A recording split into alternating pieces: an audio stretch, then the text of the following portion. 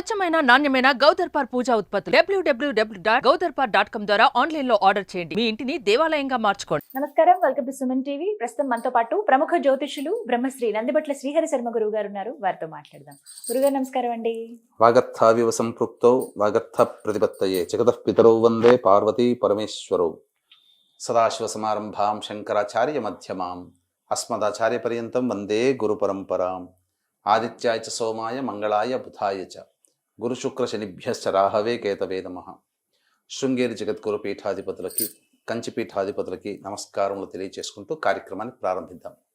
గురుగారు, శ్రావణ మాసం ఇక ముగిసినట్టే, మళ్ళీ భాద్రపద మాసం ఈ మధ్యలో అమావాస్యతో పూర్తయిపోతుంది. అయితే ఆగస్టు 2, 3 తారీఖులు 2 అమావాస్య తిథి ఉంది ఆ రోజునని చెప్తున్నారండి. అసలు ఏ రోజు అమావాస్య, భాద్రపద మాసం ఎప్పుడు ప్రారంభం అవుతుంది తెలియచేస్తారా? అంటే మనకు ఎప్పుడు కూడా ఏదైనా తిథి వచ్చిందంటే సూర్యోదయానికి ఏ తిథి ఉంటుందో ఆ తిథి నాడు అమావాస్య జరుపుకుంటారు.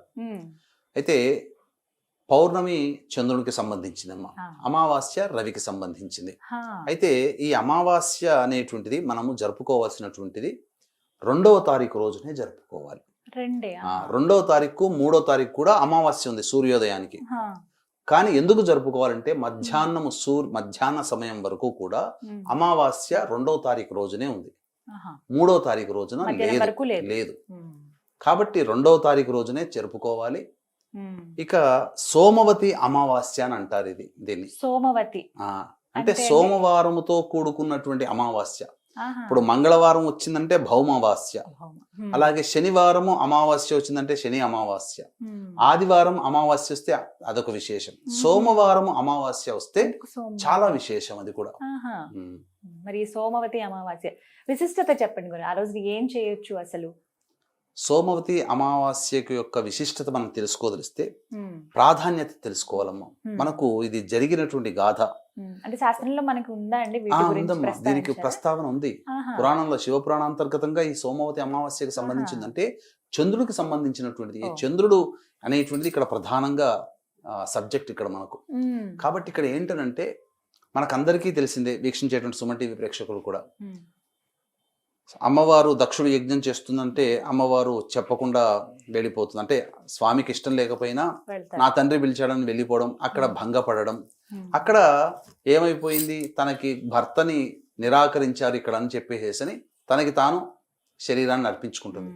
ఈ విధంగా తనకి తాను శరీరాన్ని అర్పించుకున్నదని విషయం తెలిసి విగత రూపమైనటువంటి అమ్మవారి దేహాన్ని చూసి చలించిపోయినటువంటి పరమేశ్వరుడు తన జటాజూటం నుంచి ఒక జూటంను కిందకి పడేయగా వీరభద్రుడు జన్మించాడు. వీరభద్రుని యొక్క ఉత్పత్తి తదనంతరం ఎందుకోసం వచ్చాడు? ఆ యొక్క యజ్ఞశాల అంతా కూడాను ధ్వంసం చేయడానికి. అయితే ఇక్కడ ఈ దక్షుడి యొక్క అల్లుడు పరమేశ్వరుడు. పరమేశ్వరునికి తోడల్లుడు ఎవరయ్యానంటే చంద్రుడే. ఎందుకంటే దక్షుని యొక్క 27 మంది కూతుళ్ళని చంద్రుడు వివాహం చేసుకున్నాడు. అందులో పెద్ద కూతురు సతీదేవి శంకరుల వారిని చేసుకుంది. కాబట్టి తోడల్లుడై ఉండి శంకరుల వారికి ఆయన పక్షాన నిలబడకుండా మామ పక్షాన వచ్చి చేరాడు. కాబట్టి వీరభద్రుడు అందరినీ దండించినట్టుగానే తన యొక్క శరాఘాతముతో చంద్రుని కూడా బాగా దండించాడు. కృషించిపోయాడు. కృషించిపోయిన తర్వాత అప్పుడు చంద్రుడు శివుని దగ్గరకు వచ్చి వేడుకున్నాడు, మొత్తం నా యొక్క జీవితం అంతా వ్యర్థమైపోయింది, నేను పూర్తిగా అనారోగ్యం పాలయ్యాను, ఎలాగయ్యా ఇట్లా, నీ తోడలిని కదా అని అంటే, ఏం పర్వాలేదు చంద్ర, వచ్చే అమావాస్య రోజున నీవు నన్ను అర్చించు, తప్పకుండా నీకున్నటువంటి తిరిగి దేహం వస్తుంది అని చెప్తాడు. అప్పుడు చంద్రుడు సోమవారం నాడు అమావాస్య అయింది ఆ రోజున. కాబట్టి చంద్రుడు ఉపాసన చేశాడు ఈశ్వరుని. ఉపాసన చేసిన సందర్భంగా అతనికి మళ్ళీ పూర్ణ ఆయుర్దాయము, పూర్ణ దేహం అనేటువంటిది సంప్రాప్తించింది. తద్వారా చంద్రుడు ఈశ్వరుణ్ణి అర్చించినాడు కాబట్టి తద్వారా తన శరీరానికి వచ్చినటువంటి అనారోగ్యము, రుగ్మతలని, అపమృత్యు భయాన్ని తొలగించుకున్నాడు. కాబట్టి ఈ రోజున ఈ సోమవతి అమావాస్య అనేటువంటి పిలువబడేటువంటి రోజున ఎవరైతే ఈ సందర్భంగా ఈశ్వరుణ్ణి అభిషేకం చేసి అర్చన చేస్తారో వారికి సకల మృత్యు భయాలు తొలగిపోతాయి. ఆ రోజున చెప్పబడి ఉందమ్మ, శాస్త్రంలో ఉంది. కాబట్టి వీక్షించేటువంటి సుమన్ టీవీ ప్రేక్షకులు కూడా ఈ యొక్క సోమవతి అమావాస్య రోజున మీరు ఉపవాసం, వీలైతే ఉపవాసం ఉండండి. ఉండి ఉదయం పూట చక్కగా ఈశ్వరుని దేవాలయానికి చేరుకొని మహన్యాసపూర్వకముగా రుద్రాభిషేకం జరిపించుకోండి, రుద్ర పారాయణం చేయించుకోండి. తదనంతరం సంధ్యా సమయంలో మళ్ళీ అదే శివాలయానికి చేరుకొని చక్కగా మారేడు దళాలతో అర్చన జరిపించుకోండి. వివాహం కావాల్సిన వాళ్ళైతే గన్నేరు పూలు మల్లెపూలతో అర్చన. అలాగే సకల విఘ్నములు చేసేటువంటి పనులలో ఆటంకాలు తొలగిపోవాలంటే దూర్వా అంటే గరికతో అర్చన. అలాగే లక్ష్మి కావాలి, ధనం కావాలనుకుని కోరుకునే వాళ్ళందరూ కూడా ఈ సంబంధించినటువంటి మారేడు దళాలతో అర్చన. పుత్ర సంతాన ప్రాప్తి కావాలి అనుకునేటువంటి వాళ్ళు నందివర్ధనం పూలతో అర్చన. ఈ విధంగా గనక చేసుకున్నట్లయితే తప్పకుండా ఆ యొక్క ఈశ్వర అనుగ్రహం అతి త్వరగా కలుగుతుందని చెప్పడంలో ఏమాత్రం సందేహం లేదు. గురుగారు, మరి ఈసారి వచ్చేటువంటి ఈ సోమవతి అమావాస్య యొక్క విశిష్టత ఏంటో తెలియచేస్తారా? మనకు అమావాస్య వచ్చిందంటేనే చాలా మంది గుర్తుకొచ్చేది ఏంటంటేనమ్మా పితృదేవతారాధన. కానీ ఈసారి మనకు వచ్చినటువంటిది ఏంటంటే మఖా నక్షత్రంతో వచ్చింది. మఖా నక్షత్రానికి అధిపతి ఎవరు? పితృదేవతలు. ప్రత్యేకమైన ఆరుద్ర నక్షత్రానికి అధిపతి ఈశ్వరుడు రుద్రుడు ఎలాగో మఖా నక్షత్రానికి అధిపతి పితృదేవతలు. పితృదేవతలు, పితృదేవత తిథి అయినటువంటి అమావాస్య, ఇవి రెండూ కలిసి వచ్చింది. చాలా అద్భుతమైనటువంటి విషయం అమ్మా, ఇది సామాన్యమైనటువంటి విషయం కాదు ఇది. కాబట్టి ఇటువంటి రోజున ఎవరైతే పితృదేవత ఆరాధన గనక చేస్తారో పితృదేవతల యొక్క అనుగ్రహం చాలా కలుగుతుంది. కాబట్టి వీక్షించేటువంటి సుమన్ టీవీ ప్రేక్షకులు కూడా వీలైతే యజ్ఞోపవీత ధారణ ఉన్న వాళ్ళైతే పిండ ప్రదానము మరియు తర్పణాది కార్యక్రమాలు బ్రాహ్మణుడికి స్వయం పాక దానం ఇవ్వాలి. లేదు సామాన్యమైనటువంటి మానవులు కూడా దేవాలయానికి చేరుకొని ఆ యొక్క పండితుల వారిని ఇంటికి పిలిపించుకొని మామూలుగా బియ్య పిండితో చేసినటువంటి పిండ ప్రదానం జరిపించి తర్పణాలు నువ్వుల నీళ్ళతో వదిలించి తదనంతరం స్వయం పాక దానం ఇవ్వడం.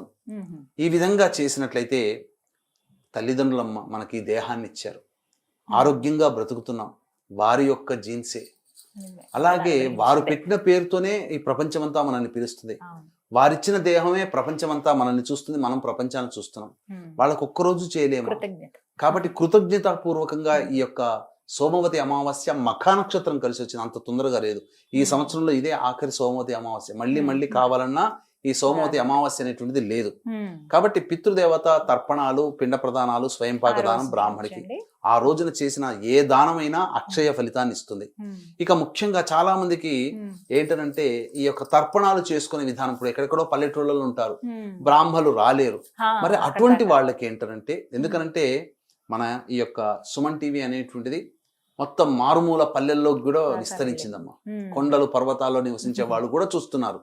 కాబట్టి అటువంటి వాళ్ళు బ్రాహ్మణి పిలిపించుకోలేరు. అటువంటి వాళ్ళు ఏంటంటే పితృదేవత, వాళ్ళ పితృదేవతల యొక్క ఫోటోల దగ్గర దీపారాధన చేసి చక్కగా అప్పుడు గణపతికి నమస్కారం చేసుకుని, పితృదేవత పూజ చేసుకున్నాను గణపతి దేవ, కాబట్టి నాకు అనుజ్ఞ ఇవ్వు అని చెప్పి గణపతి యొక్క అనుగ్రహాన్ని పూజ చేసుకుని గణపతిని తలుచుకొని తదనంతరం నల్ల నువ్వులు నీళ్లు కలిపినటువంటి చెంబులో ఆ విధంగా ఆ నీళ్లు వేస్తూ ఈ యొక్క బొటనవేలు గుండా నీళ్లు పోవాలి.